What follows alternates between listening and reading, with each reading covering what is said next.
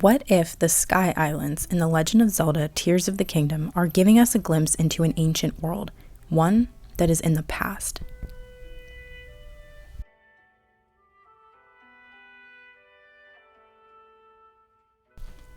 People have been speculating that Tears of the Kingdom may have a time travel mechanic for years now. But I was watching analysis videos of the new Tears of the Kingdom gameplay footage, and I came across one by Hyrule Gamer. Something he said in that video gave me an idea. While on the Sky Island, we can see that Link has a new shield equipped. Its name is the Old Wooden Shield. The shield itself doesn't look particularly old or broken, so what if this is pointing towards a time travel mechanic? Like, the shield is literally old. This got me thinking about the possibility even further, and it started to click in my brain. Keep in mind, everything I'm about to say is just a theory, but it makes a lot of sense to me, so let's talk about it. My theory is that the Sky Islands are from a different time. When Link uses his new recall ability to ride a rock back up to the Sky Islands, he's also traveling back in time in a way. I don't think he's literally traveling back in time himself, but perhaps it functions the same way time shift stones did in Skyward Sword. In that game, if you're not familiar, you could hit a time shift stone with your sword or an arrow to activate it. Doing so would make the immediate surrounding area revert back in time. Link could explore and interact with the new area that was in the past, despite not actually stepping into a time machine and traveling himself. He could easily and seamlessly walk in and out of the past and then back to the present.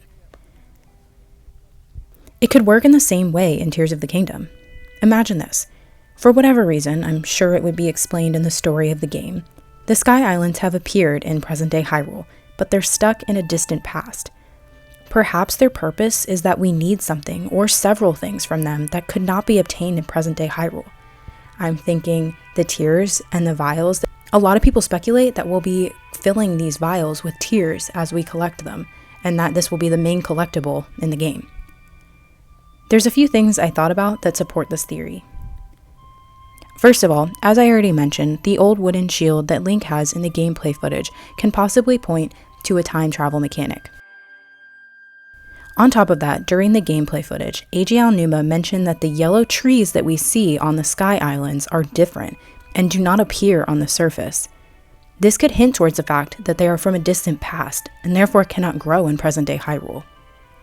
Next, the new enemies we saw in the gameplay footage, constructs, remind me of the ancient robots from Skyward Sword, which you had to activate a time shift stone to bring back to life from the past. This is subjective obviously, but if you look at them, they have a very similar vibe to me.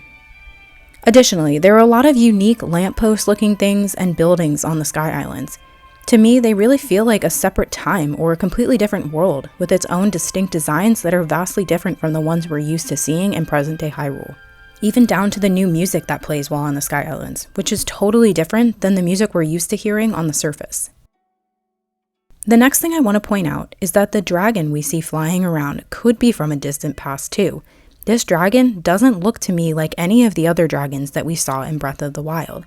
And while on the Sky Islands, Link appears to be standing at a similar altitude to where it's flying. Compare this to where the dragons typically flew in Breath of the Wild, mostly barely off the ground, as you could jump off a mountain or a cliff and land on one if you wanted to. The last thing I want to mention is that the caves on the Sky Islands could be dungeons. I know, many people have theorized this, but the Sky Islands being stuck in the past would explain their presence. It would be hard to explain in-game why there's a bunch of new puzzles and dungeons in the world now when there didn't used to be. In Breath of the Wild, for instance, the shrines were there to test the hero, and the divine beasts were there as part of the storyline, both of which are not relevant anymore. And consequently, they're not in the game anymore as far as we can tell. In Tears of the Kingdom, what if the dungeons or caves were built long ago to house the tears it seems we'll be collecting in this game, and they're understandably heavily guarded with enemies, bosses, traps, and puzzles? The Zonai are a long-forgotten tribe of the past. At the time of Breath of the Wild, they're extinct. What if the Sky Islands are a glimpse into a time where they were alive and active? Like I said, all of this is pure speculation and I could be completely wrong. But after thinking about it a while, it makes a lot of sense to me and could explain some of the unexplained things we've seen in trailers and gameplay footage so far.